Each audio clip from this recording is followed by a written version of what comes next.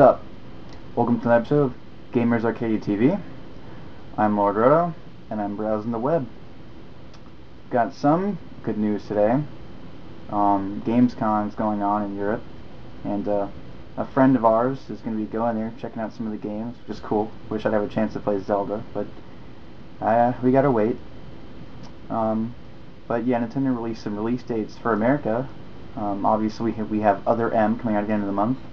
Yours truly will be getting a review copy of. Exciting. Can't wait for that. Big Metroid fan. But we have Kirby's Epic Yarn's release date of October 17th, and Donkey Kong Country returns on November 21st. Of course, there are other third-party games like Sonic Colors coming out November 16th, GoldenEye also coming out in November, so should be a decent holiday. But something else before we get too far.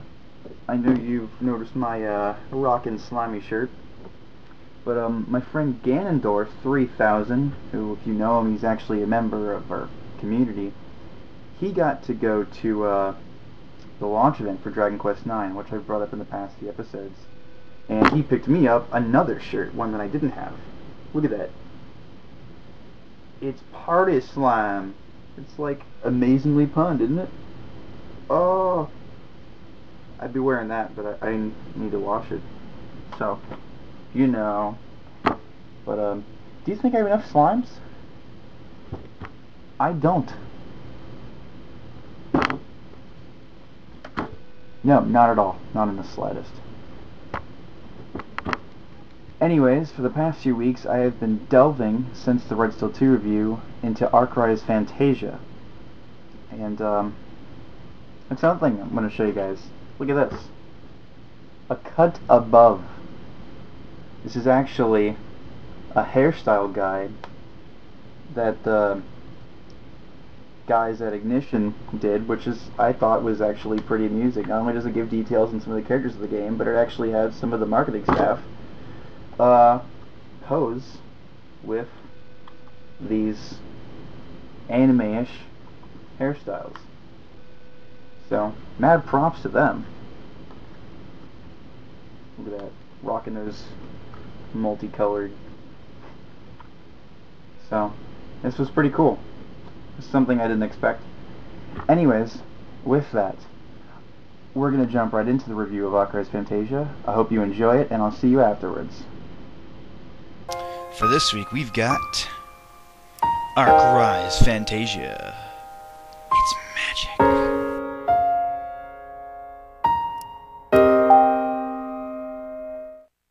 Let's dive right in. Arcadia's puts you into the shoes of the mercenary Lark.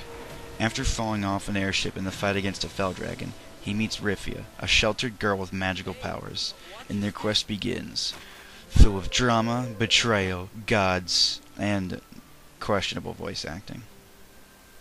With that said, let me explain my biggest drawback to Arcadia's. The voices? Not so great. There are decently voiced characters down the line, but the first impressions of Lark and Rifia will floor you. There's no Japanese option, but you can turn the voices off. Though, I'm a pretty open person, so I left them on because with the mouse moving and nothing coming out, it would have just kind of like weirded me out, so. After a while, I did get used to them to the point where they sounded okay. Yeah! Positive thinking, people! If you don't want to come, now's your chance to back out of this. This game is an RPG in every form of the genre indeed. You'll visit dungeons, encounter visible enemies in the map, level up, visit towns, buy new gear, magic, items, etc. Okay, so Arcadia's may sound cut and paste of what we know, but what makes it so solid, Roto? Like you said earlier. Well, for one, the battle system is pretty well put together. Minus one part. Each character uses what's called AP for every type of action, but the AP pool is shared with your entire party. While this may not have a demanding effect on the random enemies you fight, it makes the bosses a major test of strategy. It's been a while where grinding wouldn't necessarily save you from a game over.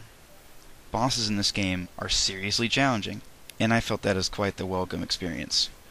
My one hitch with the battle system was the wait move command. The area of effect spells and such can mess up completely, for better or for worse, if something moves before your spell or command. and it's actually led to a few game overs for me. Which also takes you back to your last save, which can be a pain in the butt. Now, with the battle system out of the way, the world map functions well, showing you new locations, which is helpful, and if you press start, I was using the GameCube controller as I played Arcrise, it reminds you of where you have to go next, which I personally think is a very good feature in RPGs. I've played some old ones, and I remember I didn't play them in months, and I didn't know where the heck I was going next, and I never ended up beating them, so. Don't compare it with your standards. The towns in this game both impress me and bother me. At first glance, they're huge and full of NPCs, each one with one or two things to say. And they change as the game progresses. And that's a lot of chatter. If you dare to explore every nook and cranny, you may find some hidden items too, from NPCs as well. However, throughout the game there are quite a few moments that require you to go all the way to the back of a town, have a simple conversation, get your next destination, and then you have to walk all the way back. After the first few times this happened, I found myself wishing there was some kind of shortcut to get me back to the, start of town, to make it more convenient. It became very tedious, and it happens in dungeons as well, so you have to be careful. Still on the topic of towns, you have your shops you're accustomed to, but I want to expand on the mechanics. Like in every RPG, you can buy new armor, obviously, but in Arcrise, a new weapon itself doesn't make you any stronger, really. Each battle you win, you get money, experience, and WP, or weapon points. As you fire with a weapon, it ranks up, which affects its grid, or frame. In a weapon's frame, you place these blocks from other weapons you've ranked up to get the desired effects, ranging from stat bonuses, elemental damage, and new skills. Fixing up my weapons actually became quite addicting, so I found it a welcomed experience. One of Arcrise's things that kind of makes it its own. Magic is also done in an interesting fashion, as you can choose who uses what and how much MP they get for their different magic. And magic is very potent in this game. It pays to stay up to date. It can make or break a boss fight if you have the right magic against it. Really? How weird. So says the weirdo. Let's cover some other areas of the game, shall we? The graphics aren't bad. I like the character designs, so it's a shame that most of the story takes place with the still illustrations. The action scenes with the in-game models are enjoyable, if scarce. And the actual level design varies from good to bland, and that covers both towns and dungeons as well. Some places look fantastic, others are quite generic. And the music in the game's pretty solid too. Peaceful towns and epic bosses all have appropriate themes to back them up. On the topic of story now, 40 hours in, and I really like it. While Arcrise may not break any ground, I've found plenty of enjoyable twists, some expected, most not actually. Even voiced, I started to care about Lark's crew and their endeavor as they try to find the right path to follow. And the developers did a very good job of making the bad guys easy to hate, as things look very bleak at times. Of course, that makes some moments truly satisfying.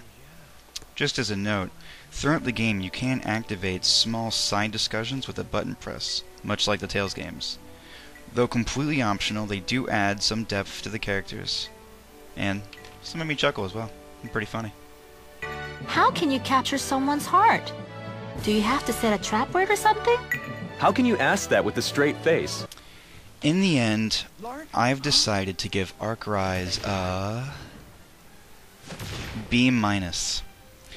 It does lose points for the mediocre acting and the lack of originality. But with that said, I did enjoy my time spent with the game. If you like RPGs on an RPG-deprived system like I do, then this game may definitely be worth your time. Take it away, guys. Face me now. That's it. Be gone. Eat this too. Misfortune.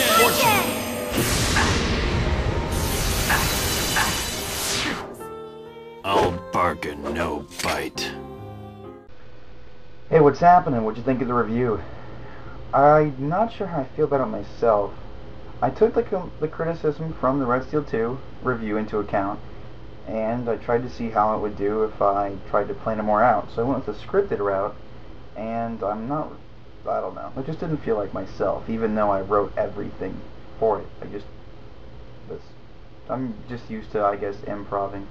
But, let me hear your comments, regardless. I want to hear them. But, just, you know, hit me up. Anyways, that's pretty much it for this episode. Hope you guys digged it. I'm gonna be going up to, Wisconsin for a wedding, so I'm not sure what will the time frame be till the next episode. But, you can definitely look forward to, other M coming, and maybe if I'm able to get a smaller game between, then I can squeeze in a smaller episode before I have to go. Anyways, as always, thanks for watching. Hope you enjoyed. Check out our site. Maybe join the boards. Or just, chill. Anyways, I'm out. Peace.